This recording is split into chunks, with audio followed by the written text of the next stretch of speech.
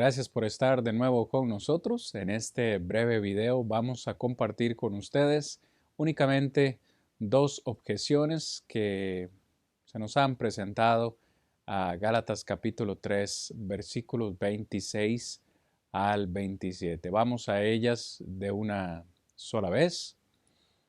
Permítame. Muy bien. Creo que estamos todos listos para leer y dar respuesta a estas objeciones. En primer lugar, alguien podría decir, no se puede probar que el bautismo que leemos en Gálatas 3:27 sea el bautismo en agua. No hay forma de saberlo. Es probable, dicen algunos, es probable que el bautismo se use aquí en un sentido figurado para referirse a alguien que se ha entregado completamente a Cristo y simplemente se ha sumergido en Él de una manera espiritualizada. Ok, esta es la primera objeción que se nos presenta, cosas que algunos han dicho. Ok, Gálatas 3:27 no está hablando del bautismo en agua, literalmente, no. Se habla de manera simbólica, simplemente para representar a alguien que se ha sumergido en Cristo, pero de una manera espiritual. ¿Qué podemos responder a esto?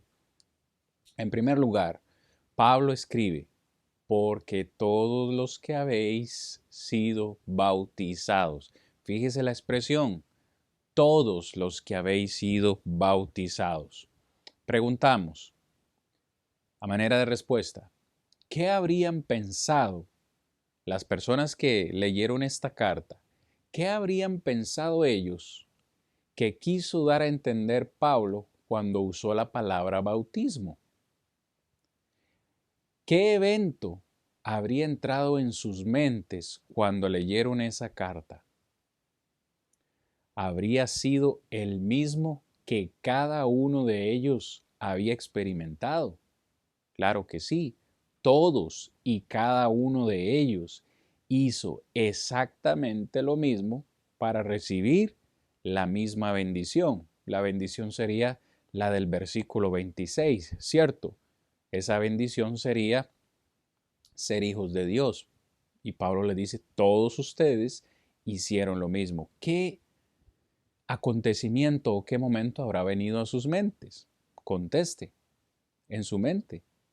El segundo punto que quiero compartir con ustedes. Pablo usa la misma expresión, ¿verdad? Bautizados en Cristo es la misma construcción en el griego, la misma palabra, la misma expresión, bautizados en Cristo, en Romanos 6:3. Ahora, si nosotros aceptamos que en Gálatas 3:27 se está refiriendo a ser sumergidos en Cristo de una manera espiritual, deberíamos sugerir lo mismo para Romanos 6:3, porque es la misma construcción en el griego. Así que debemos creer entonces que también se usa en un sentido figurado para referirse a aquellos que se entregaron completamente a Cristo y se sumergieron en Él de una manera espiritual. En Romanos 6:3, cuando Pablo escribió a los romanos. Bueno, si ese es el caso, ¿de qué fueron resucitados después de que ellos fueron sepultados? En Romanos versículo 6, versículo 4. Recuerde, en el versículo 4, Pablo dijo, porque sois sepultados juntamente con él por el bautismo, para que luego resucitásemos con él.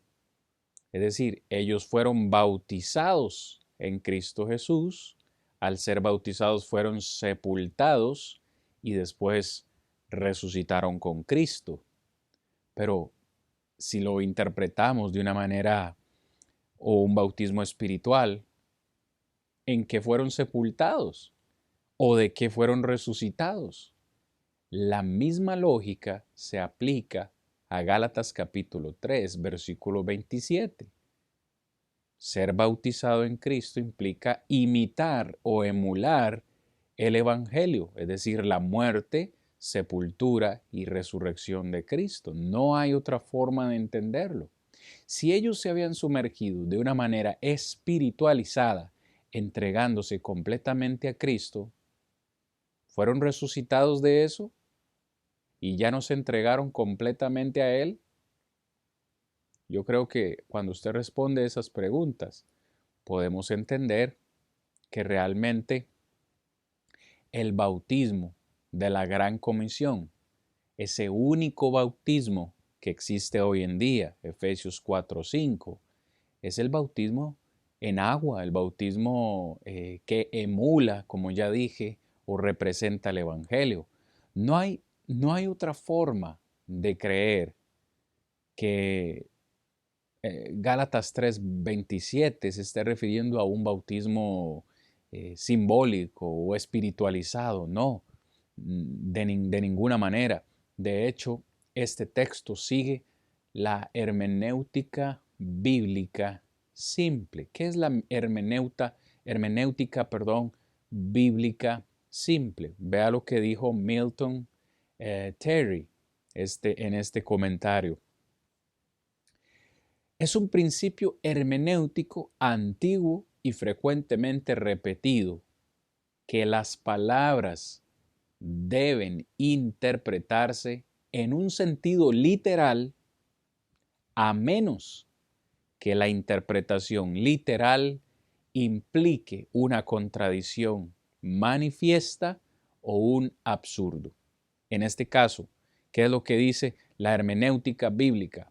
Cuando usted lee un texto de la palabra del Señor, usted en primer lugar debe interpretarlo de forma literal, y si esa interpretación literal contradice algún otro texto de la Escritura, pues entonces le vamos a dar una interpretación simbólica, porque por supuesto la Biblia no puede contradecirse a sí misma, pero en primer lugar debemos darle una interpretación literal. Entonces, cuando yo tomo Gálatas 3:27 y leo acerca de ser bautizado en Cristo, debo interpretarlo en primer lugar de una forma literal.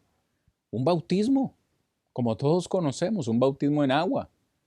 Si este capítulo, si este versículo, yo lo interpreto de forma literal, por ejemplo, y este versículo me contradice a mí, Romanos 6:3, entonces no puedo interpretarlo literal. Voy a hacerle una interpretación simbólica, pero no es el caso. Vea lo que dijo Clinton Lockhart en Principios de Interpretación, página 160. El significado literal o más habitual de una palabra, si es coherente, debe preferirse a un significado figurativo o menos habitual. Exactamente lo mismo que dijo Milton Terry en su comentario. Debemos dar prioridad a la interpretación literal, si es coherente la interpretación, y si no, pues le damos un significado simbólico o figurado. Así que este argumento, esta objeción, creo que es sinceramente pensar un poco más allá de lo que está escrito. Usted toma el versículo 26 y 27 de Gálatas y tendría que ser uno, demasiado niño o infante para ir y pensar más allá de lo que está escrito, y como deseo minimizar la importancia del bautismo, voy a decir que el bautismo aquí quiere decir un bautismo figurado. No.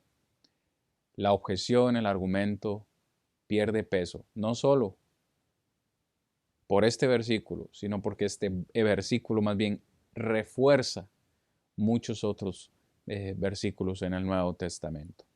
La segunda objeción y última de este video es: alguien podría decir lo siguiente: Gálatas 3:27 no está hablando de ser salvos por medio del bautismo. No, no, no, no.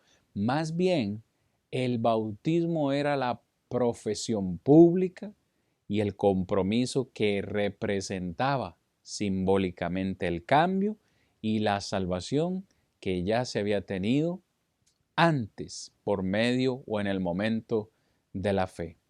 Ok, de nuevo, ellos, los que presentan esta objeción o este argumento nos dicen, bueno, el versículo 26 dice que ya somos hijos de Dios por medio de la fe, ya somos hijos de Dios.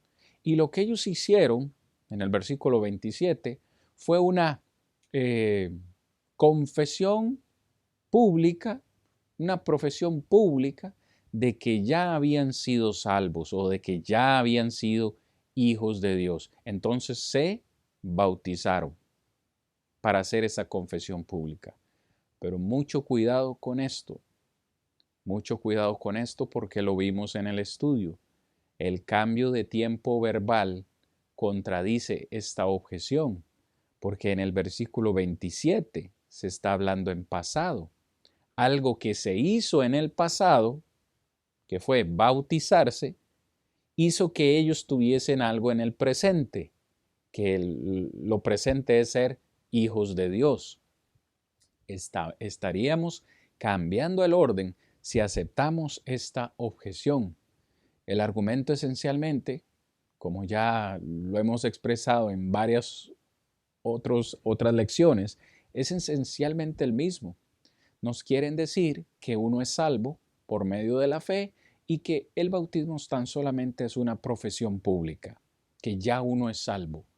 Si esto es cierto, preguntamos, ¿por qué Pablo declaró que uno es bautizado en Cristo? ¿Cómo puede uno estar ya en Cristo antes de ser bautizado en Cristo? ¿Verdad que no tiene sentido? Preguntamos, ¿por qué dijo Pablo que en el momento en que uno era bautizado en Cristo, se revestía de Cristo? De nuevo, ¿cómo podrían ellos, si ya eran salvos por la fe, cómo podrían ellos haber sido revestidos de Cristo, es decir, salvos, antes de ser bautizados en Cristo? De nuevo, no tiene lógica. El orden de las piezas no calza, no cuadra bien. C. ¿Por qué Pablo declaró que sus lectores eran todos hijos de Dios porque habían sido bautizados en Cristo? Usando la palabra para explicar cómo se habían convertido en hijos de Dios. O en este caso la palabra porque, como vimos en la lección. Si uno lee el texto con cuidado, palabra por palabra, sin dejar ningún versículo por fuera, podrá ordenar las piezas del rompecabezas, de manera adecuada. Punto número 3. Si el bautismo es meramente una profesión o confesión pública de que ya uno es salvo, preguntamos, ¿a quién estaba el eunuco etíope haciendo esa profesión pública en el agua junto al camino, en Hechos 8? ¿A quién le hizo esa profesión pública? El eunuco. ¿A quién estaba el carcelero de Filipos en Hechos 16 haciendo esa declaración pública? Si solamente estaban él y Pablo. ¿A quién estaba Saulo de Tarso haciendo esa confesión pública? Si Saulo de Tarso fue salvo en el camino cuando recibió al Señor en su corazón, como dicen algunos. Lo cierto es, amados hermanos, es que la Biblia enseña, no solamente Gálatas 3, 26 y 27, no solamente Romanos 6, 3. La Biblia enseña claramente que el bautismo es esencial para que uno sea salvo de sus pecados. Lo dijo Jesús en Marcos 16, 16. Lo dijo Pedro en Hechos capítulo 2, versículos 38.